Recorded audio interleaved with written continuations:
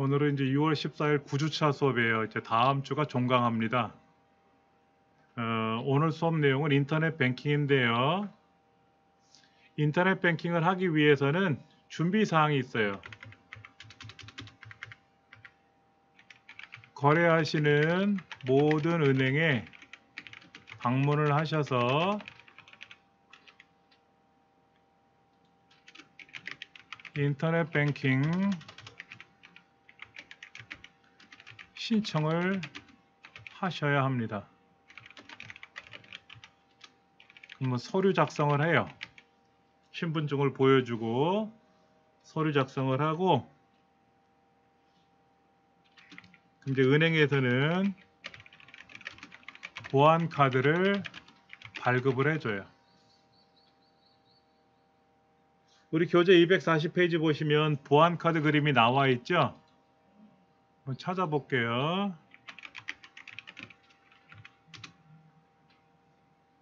이렇게 생긴 보안 카드가 있어요. 이렇게 생긴 보안 카드가 있거든요. 이런 보안 카드를 발급을 받으셔야 돼요. 검은 비닐봉투 안에 들어가 있어요. 그러면 이거를 집에 오셔서 이제 가위로 자르셔가지고 안에 내용을 보시면은 일련 번호가 나와요. 이거를 등록을 해야 돼요. 자, 은행에 가서 인터넷 뱅킹 신청을 하시고 가정에 오셔서 인터넷으로 공인인증서를 발급을 받아야 돼요. 근데 공인인증서 제도가 폐지됐어요, 사실은. 그러니까 지금은 금융인증서니 이런 걸 통해서 받을 수도 있고요. 여러 가지를 받을 수가 있는데 하여튼 공인인증서를 발급을 받으셔야 돼요. 그러면 이제 은행에 가서 인터넷 뱅킹 신청서를 작성하시고 나서 집에 오셔가지고는 공인인증서를 발급을 받으면은 이 사람이 인터넷 뱅킹을 하기 위한 준비가 끝났구나라고 이제 확인이 되는 거예요. 공인인증서를 하드디스크에 발급을 받든지, 저 같은 경우에는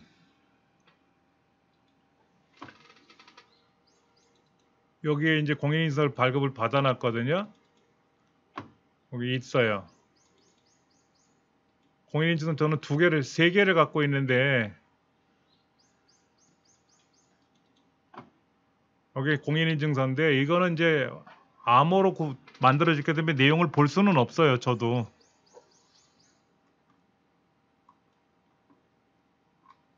근데 제가 이제 공인인증서를 발급받은 지 1년이 넘어서 교체 작업을 하다가 오류가 났어요. 그래서 현재 저는 공인인증서로 로그인을 못하고 있습니다. 그러면 예를 들면 이런 거예요. 발급을 받았잖아요, 컴퓨터나 또는 하드디스크 또는 USB 메모리에 발급을 받아요. 그럼 예를 들어서 국민은행에서 발급받은 공인인증서는 우리은행에서 사용할 수 있도록 신청을 하면 돼요. 그러니까 은행마다 공인인증서를 다 따로따로 이렇게 발급받는 건 아닙니다. 그러니까 타 은행에서 발급받은 공인인증서를 등록을 하는 거예요. 그러니까 이제 우리가 세무서에 뭐 세금에 관련된 거를 업무를 하거나 또는 뭐 로그인을 한다든지 전자정보에 접속하기 위해서는 내가 이정민이다, 홍길동이다라는 걸 알려줘야 되잖아요. 신분증을 보여줄 수는 없잖아요, 인터넷상에서. 그러니까 공인인증서로 이제 확인시키는 거예요. 은행에서 신분증을 가지고 다 발급을 받았기 때문에 이제 효력을 발생하는 거죠. 그럼 만약에 여러분이 거래하는 은행에 5개가 있다 그러면 5개 은행에 모두 방문을 하셔서 인터넷 뱅킹 신청을 따로따로 하셔야 돼요. 다. 내가 거래하는 은행에 100군데가 있다 그러면 뭐 100군데가 되진 않겠지만 20군데가 있다 그러면 20군데 은행에 가서 인터넷 뱅킹 신청을 하셔야 돼요. 일일이. 그럼 그 중에 이제 저는 제1은행을 거래하는데 주은행이 제1은행에서 발급받은 공인인증서를 국민은행에도 사용하겠다라고 하면 되고 우리은행도 하면 되고 다 그렇게 하는 거예요. 근데 이 공인인증서가요. 아까 인터넷상에서 잠깐 보여드렸는데 이렇게 생겼잖아요. 신용카드 크기만한 거로 돼 있어요. 그런데 이게 불안하다 그래요. 그래서 저는 어떤 거를 쓰냐면요. OTP라는 기구를 써요. 잠깐 그림을 찾아봐 드릴게요.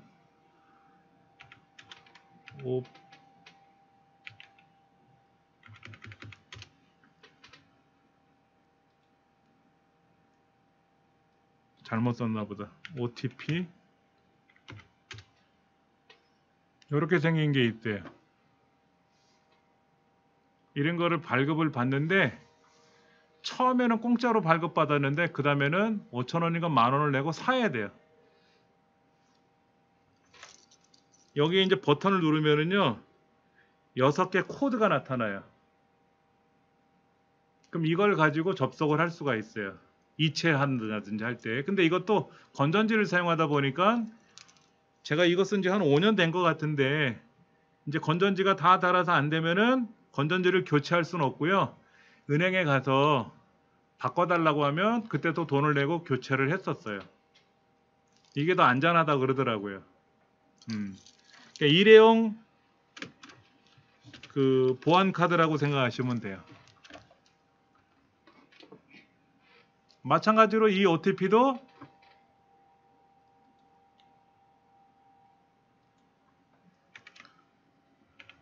OTP를 구매해서 사용하면 더욱더 안전하다 라고 얘기를 하는데 마찬가지로 이것도 제가 이제 제1은행을 거래하니까 제1은행에 OTP를 등록을 해요.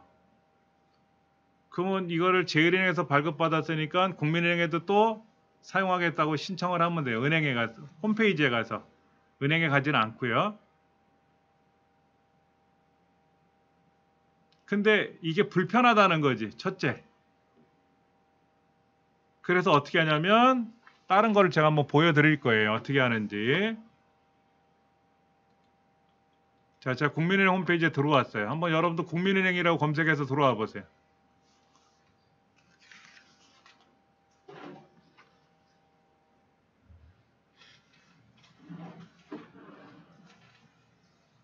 그럼 얘가 진짜 국민은행인지 가짜 국민은행인지 모르잖아요. 그렇죠?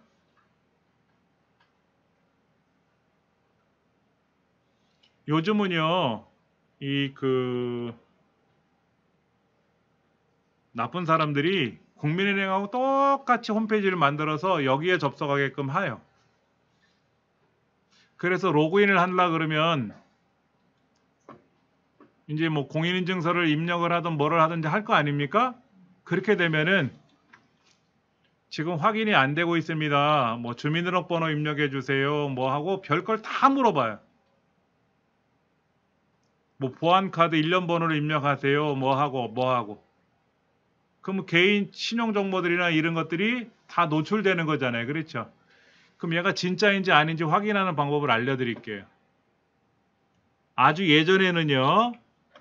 이 부분, 요 홈페이지 주소 영어로 나타나는 부분이 있었잖아요. 여기가 녹색으로 나타났었어요. 녹색. 근데 지금은 색깔이 다 이렇게 그냥 회색 바탕에 검은 글씨로 보이는데 요 주소를 찍으면은요. 여기 주소를 자세히 한번 봐드릴게요. 어떻게 되어 있냐면은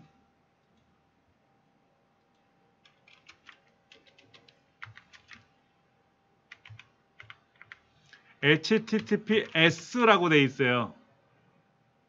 요 S는 뭐냐면 안전하다는 뜻입니다.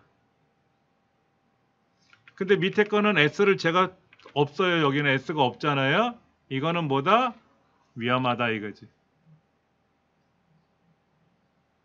근데 제 홈페이지는 S가 안 붙어 있어요. 제 홈페이지는 S가 안 붙어 있는데, 그래서 제 홈페이지를 들어가 보면은요, 주의 요함이라고 뜨잖아요. 주의 요함. 그럼 여기가 S가 안 붙어 있어요. 저는요. 이게 보안이 안전하지 않다란 뜻이에요.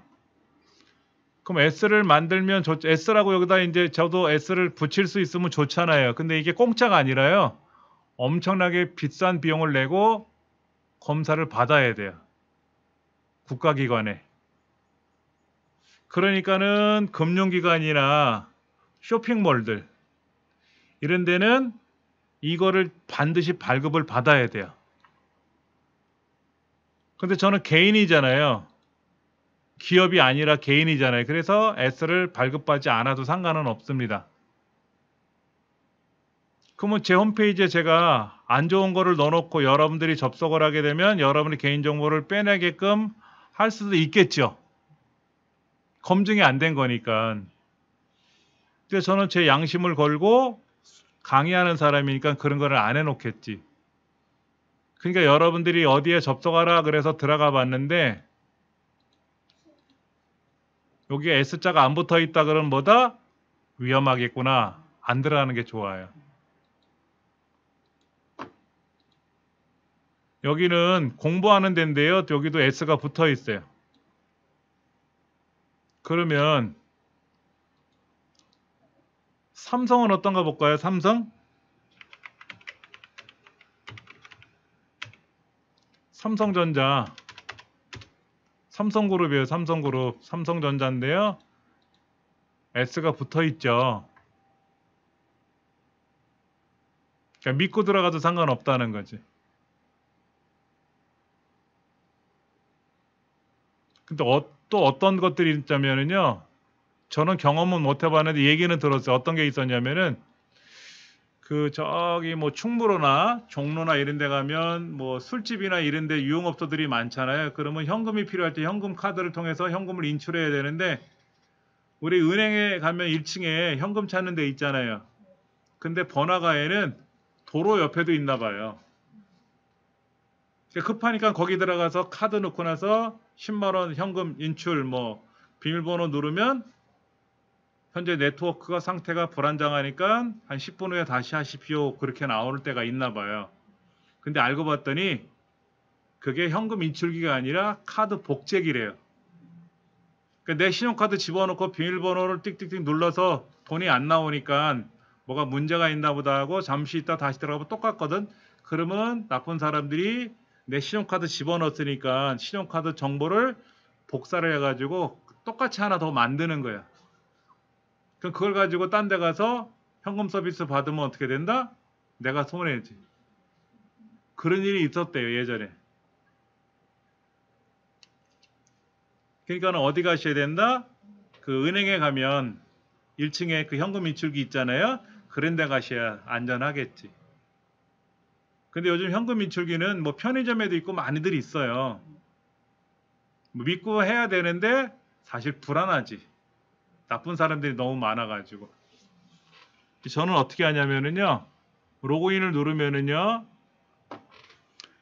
여기에 금융인증서라고 있어요. 공동인증서. 공동인증서가 옛날에 그 아까 보여드렸던 공인인증서 이거고요. 금융인증서라고 있어요. 금융인증서.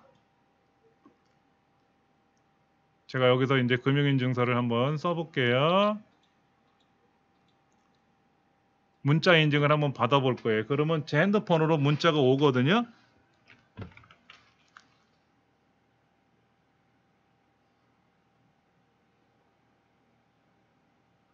여기다가 제가 이제 00하고 입력을 한단 말이야.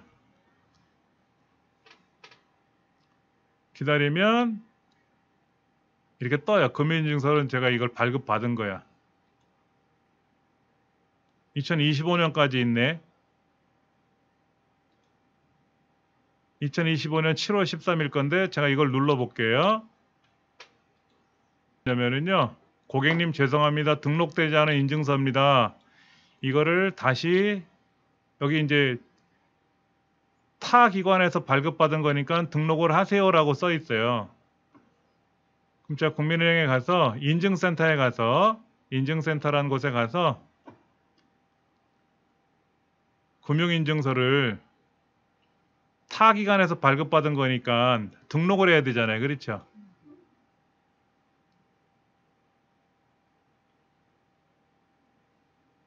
아이디를 제가 몰라요. 은행 아이디를. 요즘 은행에 아이디로 접속하지는 않으니까는 그러면 이제 아이디를 모르니까는 아이디를 물어봐야 되겠지. 이름이 뭐다 해갖고 이제 하면 아이디 알려주고 그럼 비밀번호 넣어서 접속을 해서 등록하면 되는데 귀찮잖아요. 그래서 어떤 방법이 있냐면은요. 여기 있어요. 여기 QR코드 갱신하는 게 있거든요. 이거 한번 보여드릴게요. 그러면 제가 이걸 카메라로 얘를 찍어요.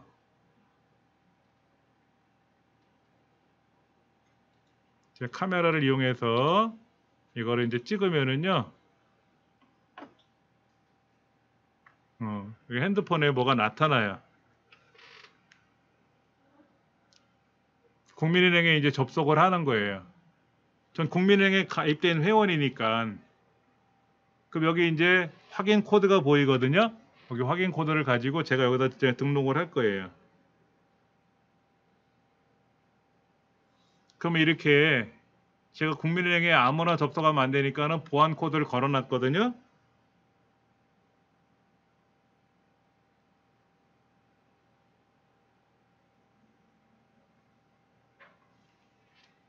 그러면 이제 보세요.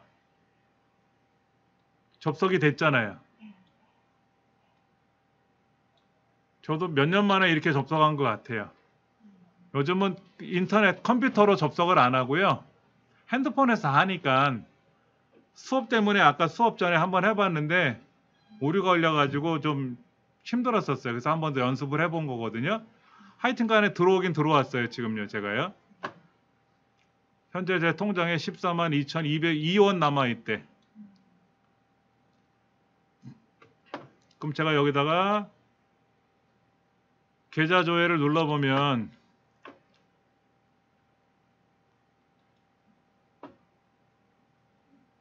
이렇게 뭐가 나온 게 있겠죠. 그렇죠? 여러 가지가 나온단 말이에요.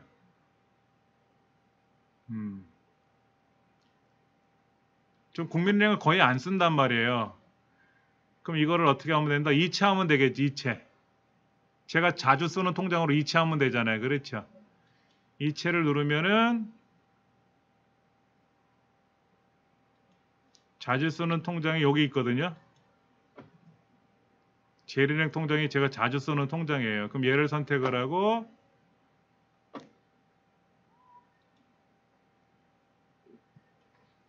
이원은 남겨놓고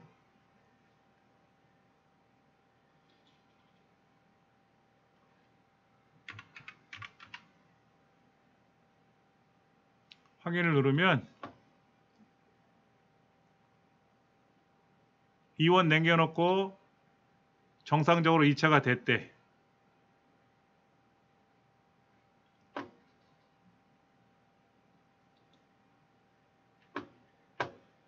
그러면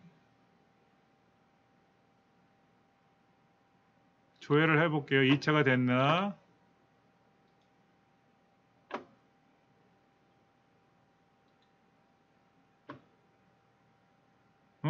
이체가 안 됐는데? 이체가 안 됐고 남아있대요 지금요. 그러면 제가 이제 스마트폰으로 한번 해볼 겁니다. 컴퓨터로 안 한 지 오래되니까 저도 헷갈리네요 이게. 자, 우리 교재를 보면서 하나하나 설명을 다시 드려볼게요. 여러분들은 인터넷 뱅킹 어떻게 하세요? 금융 업무를 은행 가서 하세요? 스마트폰으로 하세요? 전화기로 하세요? 아니면 어떻게 하세요? 은행에 가서 하실 때가 많이 있죠. 그렇죠. 가서만 하지 그거 모르지 아무도. 은행에 가서 나 이체 좀 시켜주셔 그러면 직원들이 해주잖아.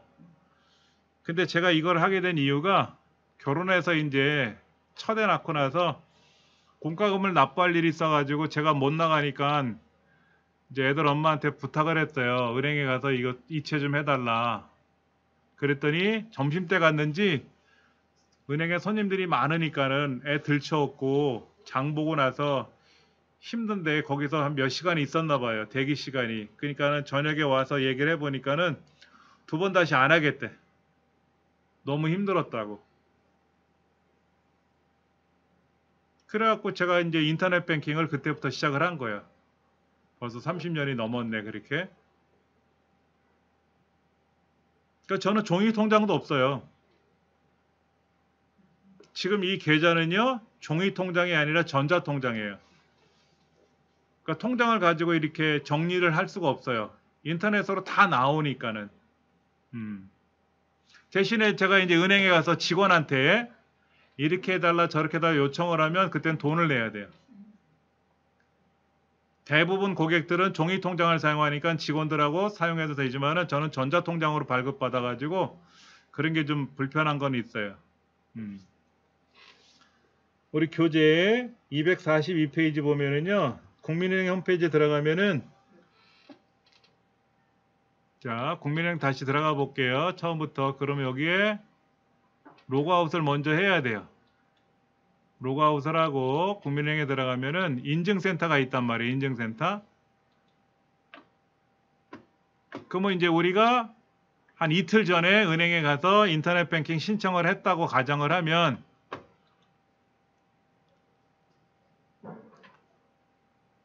공인인증서 발급을 받겠다고 이제 하셔야 되는 거야. 그럼 이제 보기 약관 동의하고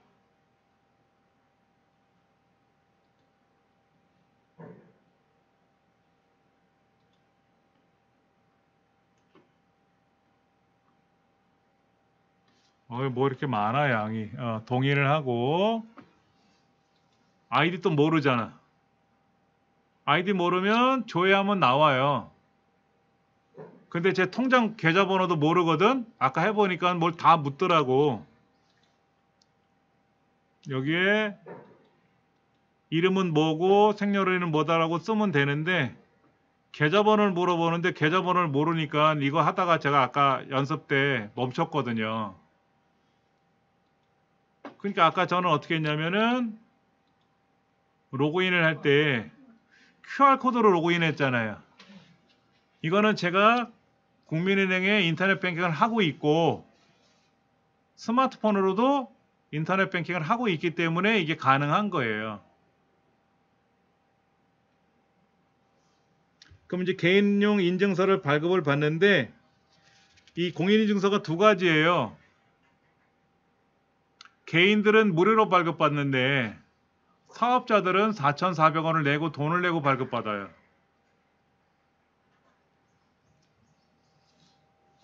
근데 우체국에 가서 공인인증서를 신청을 해서 발급받으면 무료라고 그러더라고요. 우체국 거는. 근데 다른 은행은 4,400원이에요.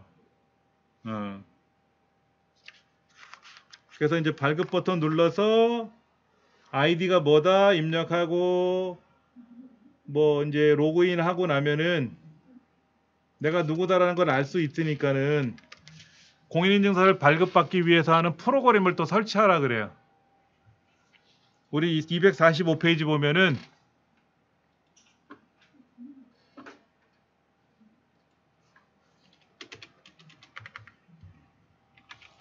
공인인증서 발급을 위한 프로그램을 설치를 해야 돼요.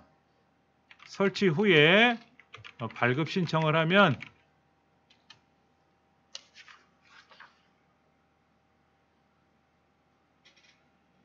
(247페이지까지) 설명이 쭉 나오다가 그 다음에 이제 249페이지에 인증서 발급하는 과정이 나오거든요. 근데 내가 예전에 발급을 받아놨는데 그게 어딘지 몰라. 그럼 재발급 받으면 되죠. 재발급 받는다고 돈 더 내는 건 없어요. 어차피 공인인증서는요 1년이에요. 1년. 올 1월 달에 발급 받았으면 올 1년 동안은 언제든지 재발급 받을 수가 있어요. 그러면 이제 아이디하고 비밀번호 입력을 해가지고 공인인증서를 발급을 받으면 얘를 이제 저장하는 위치, 저장 위치를 지정을 해요.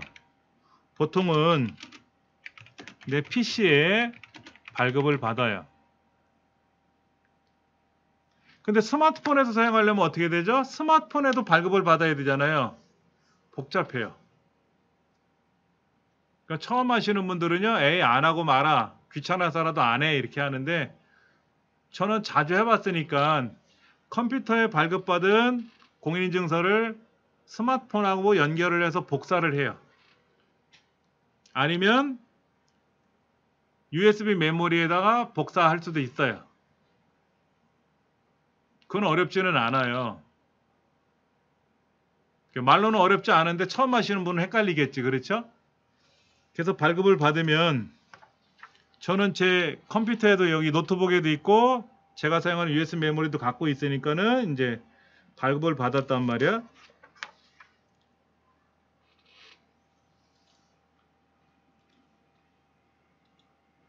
어떻게 되어 있냐면은요. 공인인증서 있잖아요. 공인인증서를 가면 여기 관리하는 기능이 있어요. 관리하는 기능.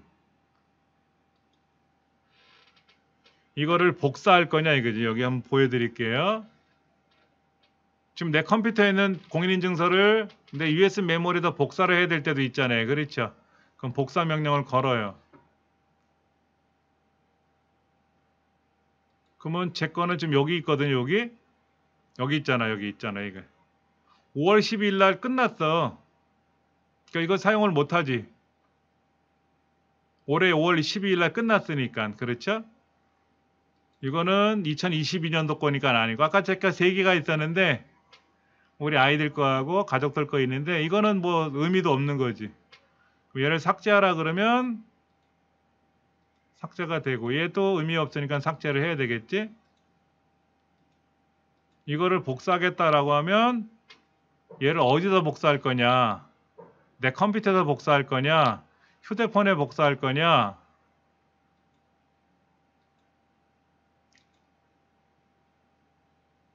근데 이거는 휴대폰으로 직접 가는 게 아니라 다른 데도 또 옮겼다가 가야 되는지 불편하더라고. 그럼 내 컴퓨터에서 하겠다라고 확인을 누르면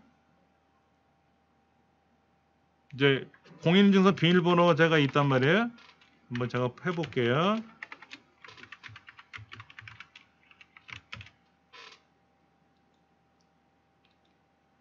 복사했어요. 그럼 여기 지금 여기도 복사가 된 거야. 어차피 지난 거지만 복사는 한 거야. 이거는 필요 없으니까 또 삭제를 하겠지.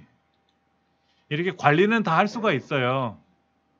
그러니까 공인인증서가 없으면 발급을 받아야 되니까 복잡하겠지. 그렇죠. 근데 발급 받으신 분들 입장에서는 어렵지 않게 가능해.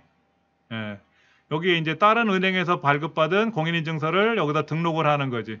저는 제일은행 거래한다 그랬잖아요.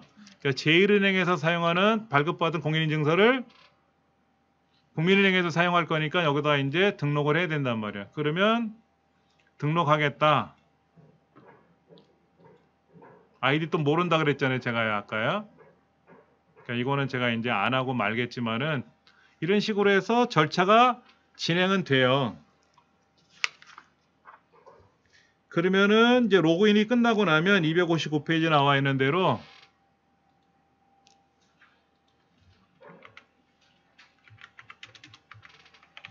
정상적으로 발급을 받은 후에 로그인을 하면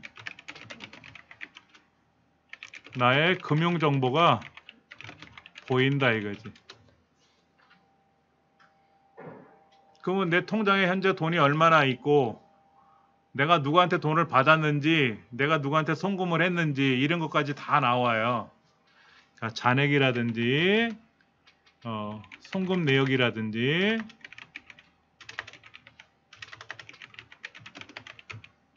확인할 수 있다 이거지.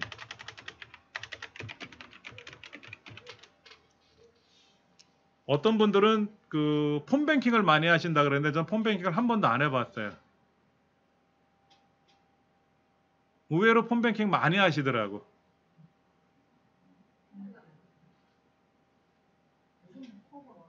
이제 들으면 써야 되는데 저는 이제 화면을 보는 게 편한 거니까 이제 스마트 뱅킹을 하는데, 그러면 이제 우리 교재에는 나와 있는 거는 여름철에 교재를 만들었나 봐. 어린아이가 수박 먹는 그림이 보이는 걸 봐서는 그렇게 나오는 것 같아. 그러면 내가 이제 송금을 하겠다, 이체를 하겠다라고 하면은 어느 은행에다 누구한테 이체할 거냐? 이체를 한다. 이체를 예를 들어서 이체를 하겠다 그러면 어느 은행에 누구에게 얼마나 송금을 할 것인지 확인을 해봐야 될 거 아닙니까? 그렇죠? 농협을 거래하는 우리 큰애한테 보낼 건지 뭐 어디에다 보낼 건지, 그러면 내가 이제 상대편 계좌번호를 받았잖아요. 그렇죠?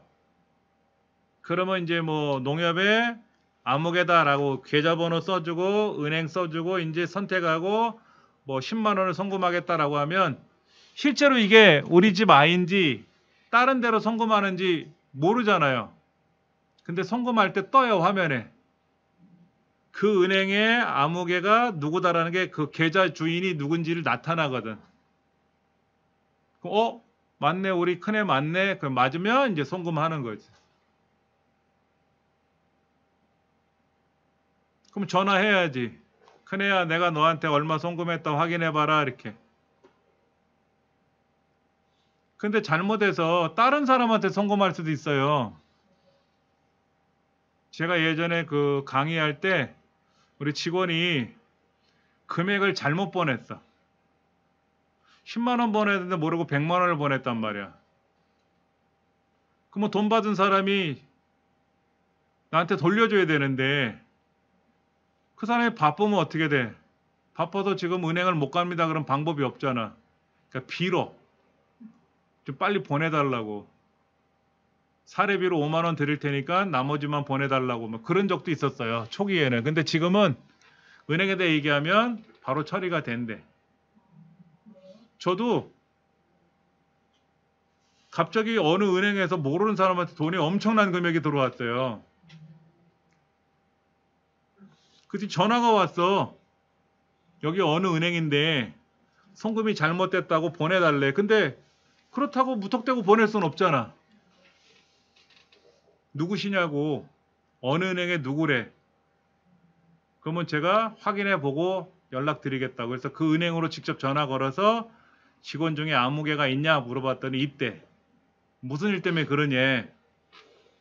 송금이 나한테 잘못 들어왔는데 이체를 요청했는데 누군지를 알고 함부로 보낼 수 없어서 확인차 전화 드렸다 그랬더니 그 직원이 확인을 하더니 상황이 맞다 그러더라고. 그래서 이체를 했어요. 어차피 제 돈은 아니니까. 그걸 제가 꺼냈으면 안 되잖아. 남의 돈이니까. 그랬더니 이제 고맙다고 연락은 왔는데 뭐 10원 한 푼 뭐 이렇게 사례금 주는 거는 아니지. 나한테 잘못 온 돈이니까 내가 이제 한 거고, 지금은 내가 이제 은행에다가 내가 100만 원 보내도 모르고 1억을 보냈다 그러면 잘못 보냈으니까 처리해달라 그러면 바로 처리를 해준다 그러더라고. 지금은. 안 그랬거든요. 저도 실수한 적이 있는데 일단 남의 통장으로 들어가면은 그쪽에서 보내주지 않으면 오늘 인터넷 기사 중에 그 택시 기사님이 있었는데 경찰관 생활을 오래 했었대. 근데 뒤에 탄 손님이 무슨 얘기를 하는 거를 듣고 이상한 느낌이 들어서 알고 봤더니 보이스피싱 전달책이었다 그러더라고. 그래서 잡았다 그러더라고. 그리고 이제 지하철역에 가면 물품 보관하는 데 있잖아요. 뭐 얼마를 넣고 이렇게 하는 거. 근데 어떤 사람이 거기다가 현금 뭉텅이를 집어넣는 걸 보고 신고를 했대. 본래 그 물품 보관소에는 현금이나 이런 거를 보관하지 못하게 돼 있는데 그 보이스피싱 하는 사람들은 거기다가 이제 그러니까 이제 막 전화 걸어갖고 당신 어쩌고 저쩌고 하니까는 어느 지하철역에 가서 어디다가 보관해 두시오 그러면 이제 연락책이 중간에 가서 돈을 찾아가는 경우도 있단 말이야. 그러니까 맡긴 사람은 처벌을 받지는 않지만 그 연락책이나 운반책들은 범죄잖아. 그렇죠. 그 이제 누가 지나가다가 그거를 보고 신고를 했다는 거죠. 그래서 경찰이 와서 기다리고 있다가 그 사람을 잡았다 그러더라고.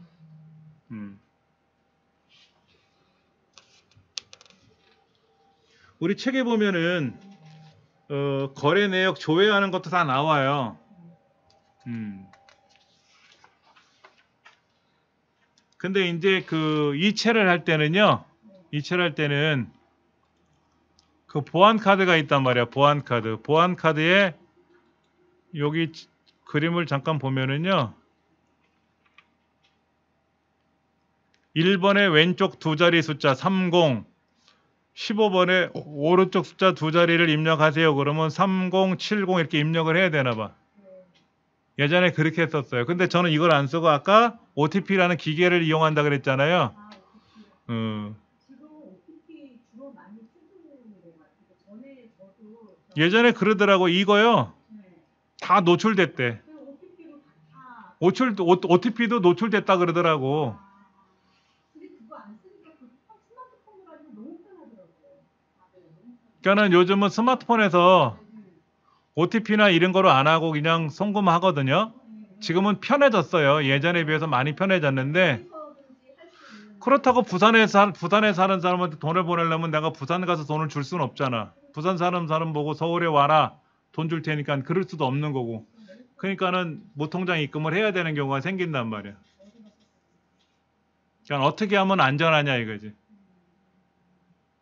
은행 가서 창고에 있는 직원 보고 이체를 해달라 그러면 되는데 은행 갈 시간 저는 지금 은행 못 가잖아요. 강의를 해야 되니까. 그러니까 이럴 때는 인터넷 뱅킹을 해야 되겠지. 하여튼 조심은 하셔야 돼요.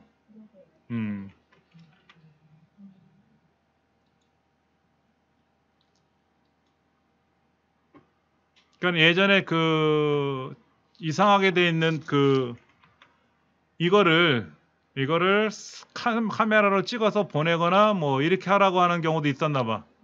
보이스 피싱 하는 사람들이 그 절대로 이런 거 하면 안 되죠.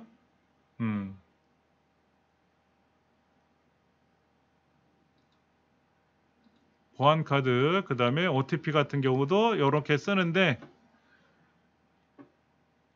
일회용 비밀번호가 나오는 거니까 이렇게 해갖고 이제 이거를 입력하라고 하면 되는데 일단은 항상 조심하셔야 돼.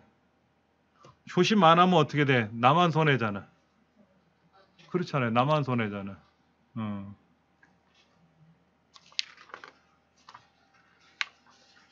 그 다음에 또 뭐가 있냐면 265페이지 보면은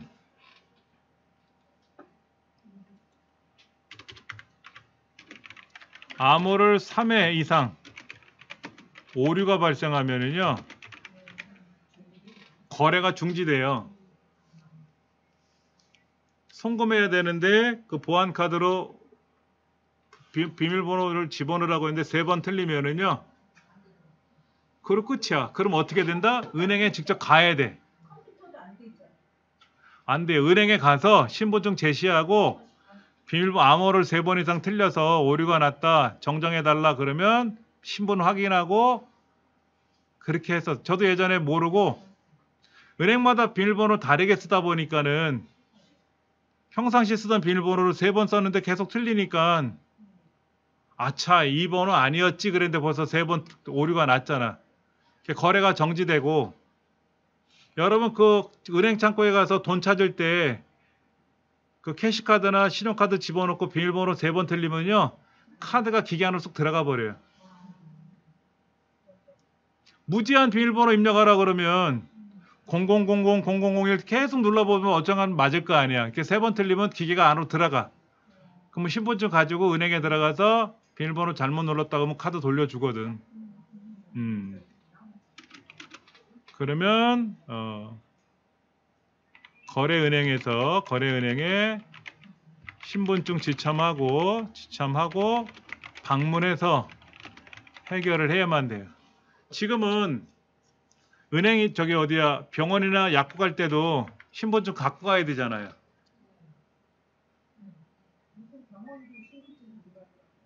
예전에는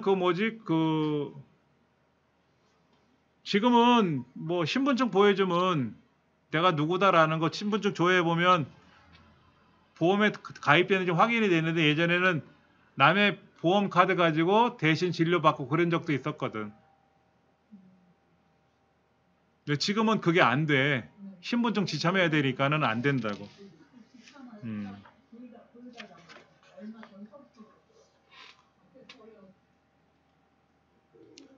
자, 우리 교재 270페이지에는 이제 우리은행이 나왔는데요. 우리 방금 전에 국민은행 거 한번 해봤잖아요. 우리은행도 동일해요. 아까 제가 말씀드린 대로 은행에 인터넷 뱅킹을 하시려면은 거래하는 은행에 가서 인터넷 뱅킹 신청을 해야 된다 그랬잖아요. 그러니까 우리은행도 신청했다는 전제 하에 설명을 드리는데 그러면 한 달 전에 신청하면 되느냐? 그게 아니라 한 3일 전에 하는 게 제일 나아요. 그러니까 미리 신청하면은 다시 신청해야 돼. 그러니까 뭐 3영업일, 뭐 5영업일 안에 신청을 해야 된다고 써 있더라고.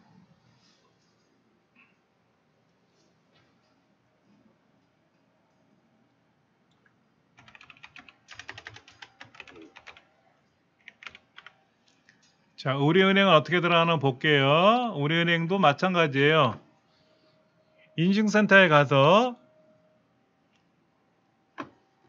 여기는 이제 인증서를 아까 국민은행에서 발급받았다는 전제하에 간다면은 여기는 타기관 인증서를 등록을 하면 되잖아요. 그렇죠? 난 국민은행에서 인증서를 발급받았으니까 공인인증서 발급받았으니까 여기서 다시 발급받는 게 아니라 여기다 등록만 하면 되는 거예요. 여기 잠깐 보시면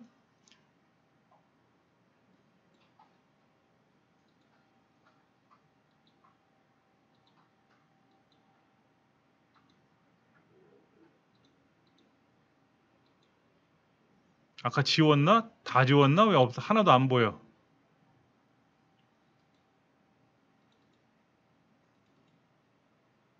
하나 남아있는데.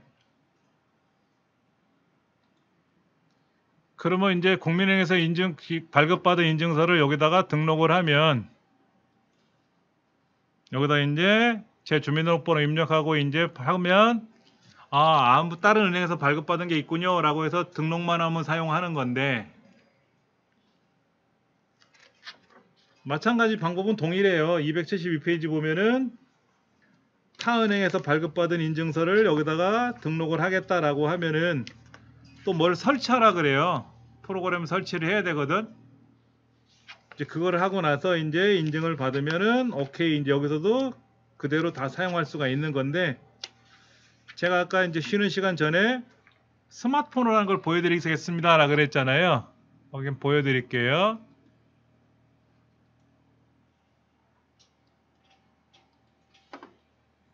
여기 제가 이제 거래하는 은행이 있단 말이에요. 그러니까 은행, 제일은행, 국민은행, 우리은행, 우체국 다 여기다 설치를 해놨거든요. 그럼 저 이제 제일은행 가를 한번 제가 접속을 하는데 저는 제 지문으로 등록을 해놨어요. 여기는 지금 안 나오지만 제 핸드폰에 지문이 떴거든요. 그럼 이 지문을 제가 이제 눌러서 여기 돈이 좀 있네. 이때 여기 이제 조회를 눌러보면은요. 아래쪽에 조회를 눌러보면 국민은행 것도 있고 우리은행 것도 있고 하나은행 것도 나와요. 제가 제일은행을 접속을 했는데 왜 다른 은행이 나오느냐? 요즘은요. 하나의 은행에 거래를 하면은 다른 은행 것도 여기다 연결을 해놔요. 그런 서비스를 해요.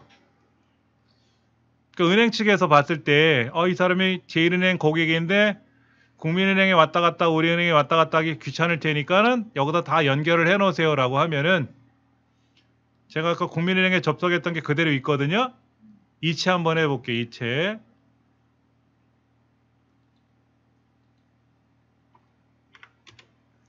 이원 빼고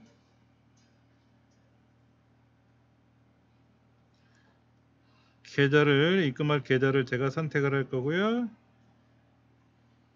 제 제일은행으로 이제 이체를 할 거예요. 그러면 여기에 이렇게 떴잖아. 국민은행에서 제일은행으로 가는데 국민은행에 있는 이정민이가 제일은행에 있는 이정민한테 보낸다는 거지. 그러니까 상대편 계좌하고 이름이 떠요. 근데 만약에 여기 있는 게 홍길동이다 그러면 다른 은행 거를 제가 선택한 거잖아요. 그렇죠? 확인을 해야지.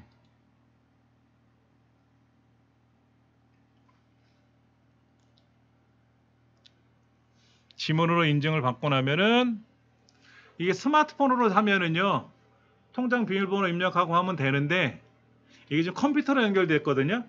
이 화면이 제 스마트폰이 컴퓨터로 연결되다 보니까는 그냥 지문으로 간단하게 본인 확인하게끔 바뀌었나 봐요. 그렇게. 그러니까 제가 이제 뭐 공과금 납부할 일이 있고 아니면 이제 무슨 뭐 대출금 송금해야 될 때 있으면 지하철이고 버스에서 핸드폰만 가지고 다 이체한단 말이야.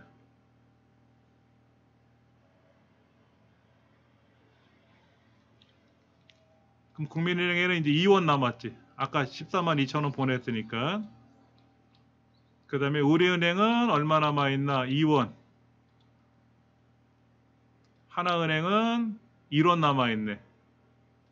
그러니까 제가 1원, 2원 정도 남겨놔요. 일부러. 근데 어느 날 갔다 보니 국민은행이 아까 2원 남았는데 얘가 0으로 돼 있으면 통장에서 돈이 빠져나간 거잖아.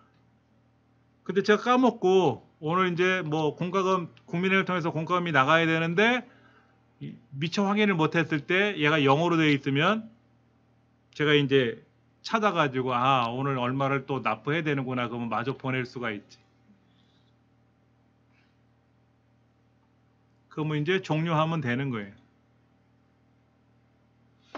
그러면 여기 이제 이건 국민은행인데 국민은행에 들어가 보면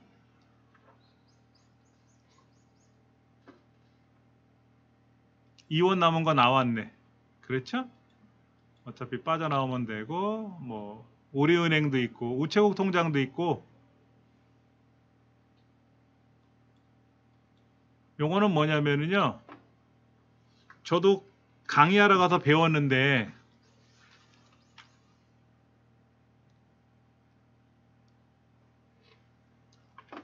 여러분 해외여행 가시면 뭐 간단하게 길거리에서 음식을 사 먹거나 이럴 수도 있잖아요. 근데 신용카드를 안 받는 경우가 있나 봐요. 우리 재래시장 가면 신용카드 안 받는 경우도 있잖아요. 그러니까 제로페이 같은 거로 결제를 하라 하는 경우가 있거든요. 그런 것처럼 해외여행 갈 때 여기다가 돈을 내가 입금을 해놔. 10만 원 정도. 그래서 지역에 가서 그 나라에 가서 이걸 보여주면 여기 있는 거 이제 QR코드를 보여주면 그 사람들이 현금으로 바로 인출을 해가는 거지. 신용카드로 하면 수수료 납부해야 되니까 지역 상인들이 싫어한대요.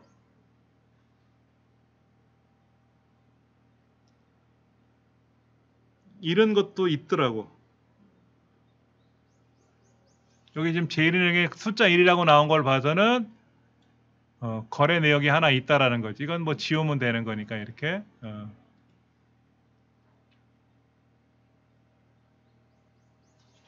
요 서울페이 플러스라는 거 혹시 들어보셨어요, 여러분들? 서울페이 플러스?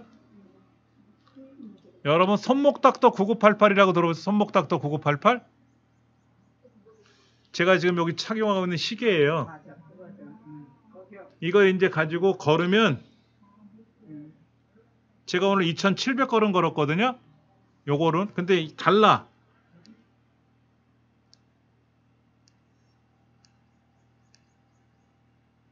여기는 4200걸음이고 여기 2000 달라. 걸음거리가 달리 나타나더라고. 뭔가 좀 오류가 있는데 이렇게 걸으면은요. 몇분 걸면 200원 입금되는 손목닥터 9988에 이제 들어가서 보면은요. 몇 걸음 걸었으니까 하루 접속할 때마다 뭐 10포인트, 20포인트 줘요. 10포인트 줬네. 490원이 벌어진 거야.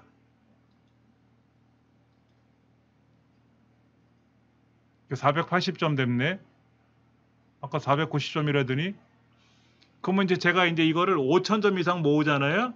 그럼 이거를 서울페이 플러스라는 데로 보낼 수가 있어. 그럼 서울페이 플러스에서 편의점에 가서 물건을 살 때 현금 대신 쓸 수가 있어요.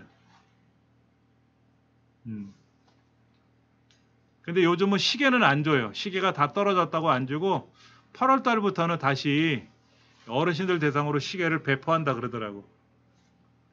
근데 이 시계 기능이 뭐가 있냐면은요. 심박도 측정이 되고요.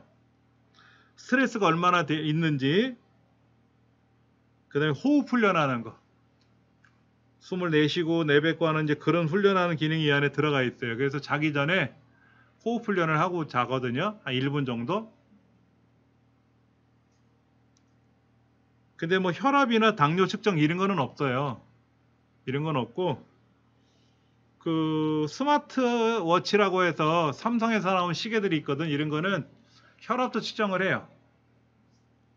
근데 삼성 거는 너무 비싸가지고 저렴한 중국산을 샀어요. 한 2만 원 주고.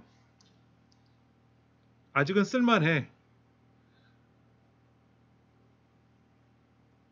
제 심박이 60이라고 나오네.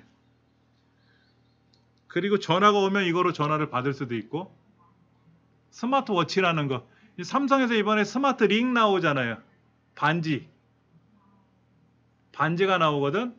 그 반지를 여기다 손가락에다 끼고 있으면 내 이제 몸에 있는 건강 신호 이런 게 스마트폰으로 적용이 돼서 나타나는 거예요. 요 스마트워치는 요 뒤에 센서가 붙어가지고 센서가 작동을 하면서 혈압도 측정하고 그런 걸 하거든요. 근데 스마트 링이라고 나와갖고 이제 그건 얼마나 될지는 모르겠지만 인기 있을 것 같아. 그 다음에 옷에도 그런 거 붙어있는 옷도 있습니다. 운동선수들은요, 옷에 센서가 달려있는 옷을 입고 운동을 해요. 그러면 이제 땀을 얼마나 흘렸는지, 얼마나 뛰었는지, 걸었는지, 심장이 얼마나 빨리 움직이는지 이런 거를 이제 측정하는 그런 게 있다 그러더라고. 이렇게 스마트폰을 가지고도 하는 거를 여러분은 이제 배우실 수가 있는데, 하여튼 오늘 수업하는 내용은 사실은 아까 말씀드린 대로 은행에 가서 미리 신청을 하고 와서 또 컴퓨터로 다시 발급을 받고 하는 절차가 불편하잖아요, 솔직히. 근데 이런 게 있다는 걸 알려드려야 되거든. 지금 당장에 안 하시더라도, 물론 자녀들이 도와주기도 하지만 저희 부모님은 따로 두 분이 나가서 사시는데 아버지가 다 하시는 것 같아요. 아버지는 왔다 갔다 일을 하시고 다니니까는 뭐 은행에 송금할 일이 있으면 송금하고 뭐. 그런데 이제 그 혼자 사시는 어르신들은, 몸이 불편하신 분들은 솔직히 일을 못 하잖아요. 그럼 이제 동사무소에 있는 사회복지 담당 공무원들이 도와주는 거로 알고는 있습니다. 근데 저는 어차피 30년 넘도록 이걸 해왔으니까 이게 이제 몸에 뱄지.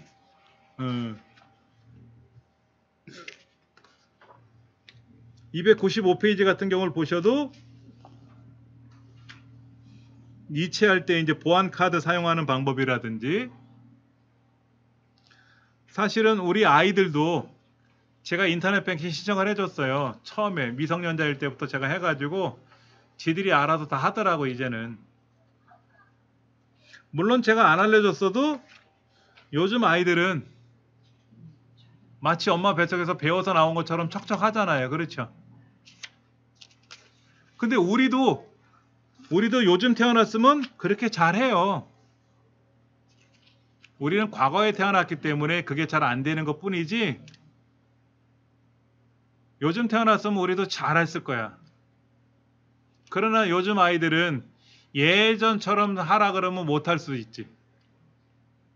장작 가지고 가마솥에다 밥해라 그러면 아마 못했을 거라고. 그 다음에 배추 심어서 배추 수확해서 소금에 절여서 김치 해 먹으라 그러면, 하물며 저희도 김치 쇼핑몰에서 주문해서 먹거든요. 귀찮고 하니까.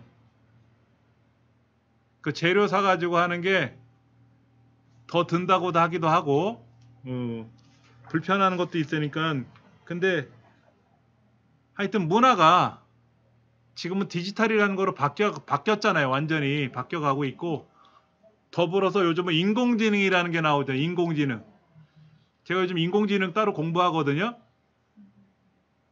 그래서 고양이하고 강아지하고 사진을 쭉 수십 개를 모아서 컴퓨터에서 등록을 해놓고 어떤 그림을 가져와서 이게 강아지냐 고양이냐고 물어보면 제가 이제 학습을 시켰잖아. 고양이 사진은 이런 거고 강아지 사진 이런 거다 그러면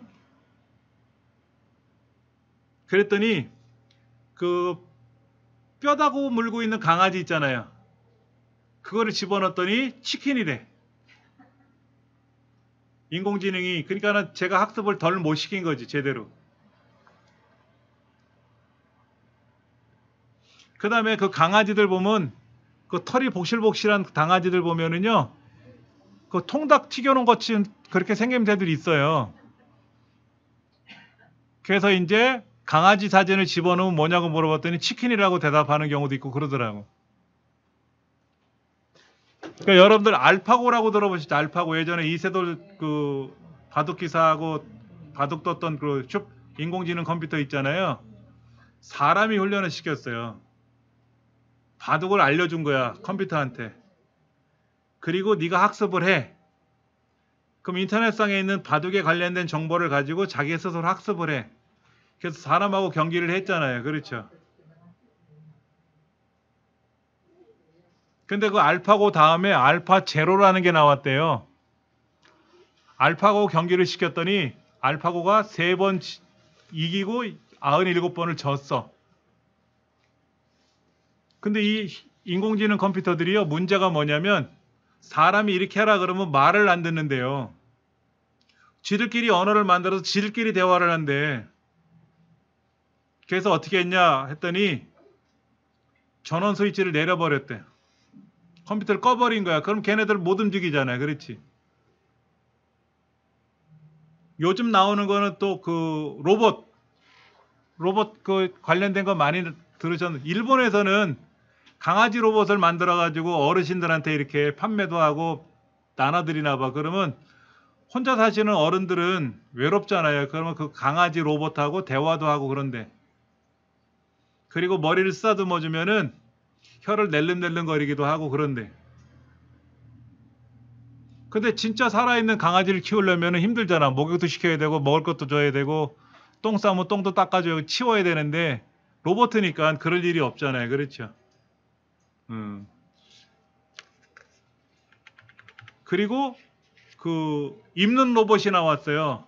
다리가 불편해서 걷기도 힘드신 분들을 그 무릎이나 다리에다가 로봇을 착용을 했는데 등산도 척척하더라 이거야.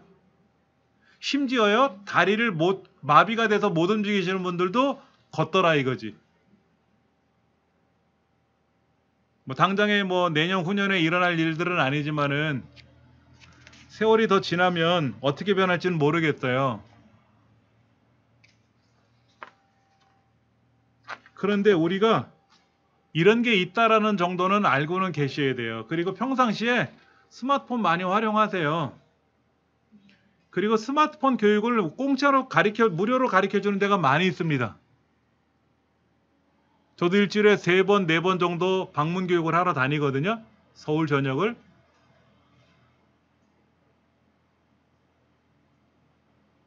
근데 그분들이 가장 힘들어 하시는 게 뭐냐 그랬더니 뭐 쇼핑몰에 가서 물건을 사고 싶은데 자녀들이 대충 주문해 주니까 썼는데 내가 사고 싶은 거를 사려고 그랬더니 못한다 이거지. 그래서 그걸 배우러 오셨다 하시는 분이 있는데 아까 우리 공부하듯이 회원 가입해야지 뭐 정보 넣어야지 그러니까 그게 힘들다고 안 하시는 분들이 있더라고.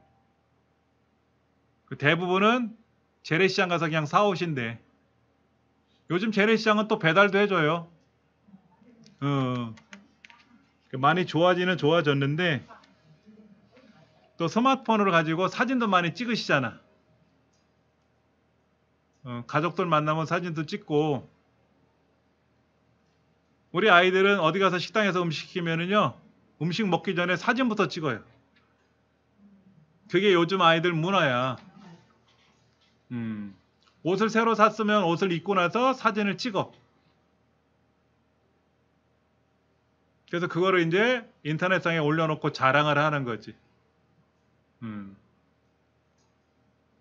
그래서 저는 그게 아직 이해는 안 돼요. 근데 문화가 다르니까 할 수 없지. 그게 좋다 나쁘다가 아니라 요즘 젊은 세대 문화고 우리들 세상 문화는 또 다르고 저희 부모님 세대 문화는 또 다르잖아요. 그렇죠? 하여튼 제가 말씀드리고 싶은 거는 스마트폰을 할 수 있는 게 엄청나게 많아요. 그러니까 그거를 주변에 와서 공부 가르치는 데가 있으면 배우러 다니셔야 되는데 제가 하나 이렇게 찾아봐 드릴게.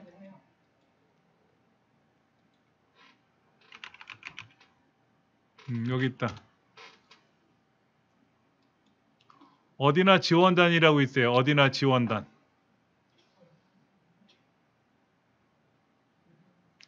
어르신 디지털 나들이의 줄임말이에요. 어르신들이 디지털을 잘 모르시잖아요. 그러니까 그거를 가르쳐 다니는 저희들이 이제 방문하는 건데 가정으로 방문 나가는 건 아니고요. 경로당이나 복지관 같은 데서 하는 거거든요.